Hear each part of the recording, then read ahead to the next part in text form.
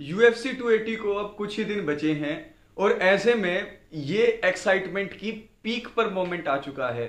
यानी कि हर एक एक्साइटमेंट से भरा हुआ है फैन, चाहे वो इस्लाम मखाचेव को पसंद करता हो, चाहे वो चार्ल्स ओलिवेरा को पसंद करता हो। और इस एक्साइटमेंट को और बढ़ाने के लिए यूएफसी ने ओपन वर्कआउट किए थे कल।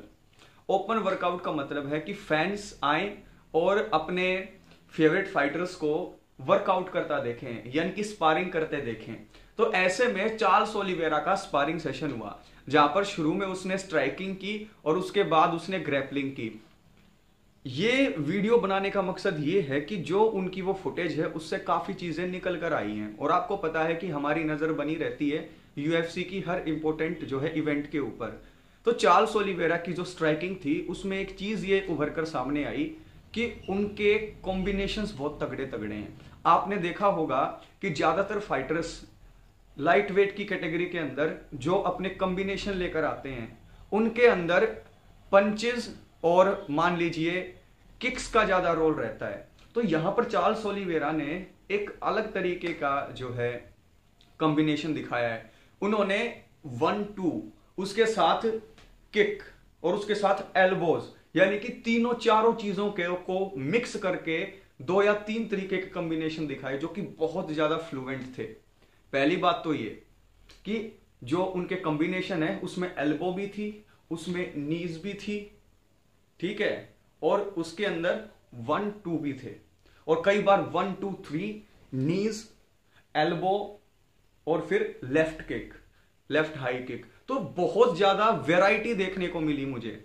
ये जो वैरायटी मिलती है वो या तो फ्लाई वेट के अंदर आपको मिलती है या बेंटम वेट के अंदर मिलती है, लेकिन लाइट वेट के अंदर इतनी ज्यादा वैरायटी स्ट्राइकिंग के अंदर डेवलप करना मुश्किल है। उसके साथ साथ एक बात के ऊपर मेरी नजर और गई कि उन्होंने नॉन स्टॉप प्रेशर डाले रखा, यानी कि जो उनके स्ट्राइकिंग के कोच थे वो पैड पकड़े हुए थे और उसके साथ जो है स्ट्राइकिंग करवा रहे थे। तो लगातार नॉन स्टॉप प्रेशर क्रिएट रखा चार्ल्स ओलिवेरा ने, और उनकी एक्यूरेसी भी बहुत तगड़ी थी।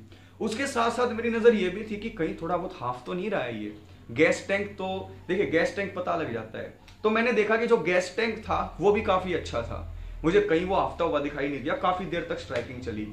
स्ट्राइकिंग के तुरंत बाद ही ग्रैपलिंग जो है वर्कआउट करना शुरू हो गया। अब मेरी नजर ग्रैपलिंग के ऊपर जरूर थी। देखिए ये जो स्ट्राइकिंग और ग्रैपलिंग का ओपन वर्कआउट हुआ है, दूसरी टीम भी इसके ऊपर नजर रखती है।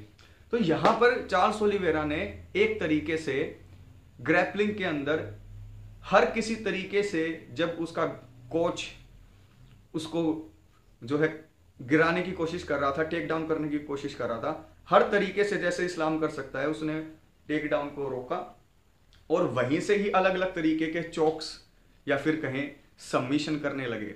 यानी कि कैसे टेक डाउन को रोकना है वो भी डिस्प्ले किया अलग अलग सिचुएशन में, और अलग अलग सिचुएशन में टेक डाउन को स्टफ करके रोक के कैसे ट्रांजिशन करना है गिलेटिन में, एनेकेंडा चोक में, ठीक है, आर्म बार में, रियर नेकेड चोक में, वो सब करके दिखाया। तो यहां पर एक तरीके से उन्होंने ये दिखाने की कोशिश की है कि स्ट्राइकिंग में भी मैं नॉन स्टॉप प्रेशर डालने वाला हूं, और ग्रैपलिंग के अंदर भी मुझे टेक डाउन करना मुश्किल है। अगर टेक डाउन हो भी जाऊंगा तो मैं अपने सबमिशन गेम से ये फाइट जीत सकता हूं, मैट के ऊपर भी और स्टैंडिंग फाइट में भी।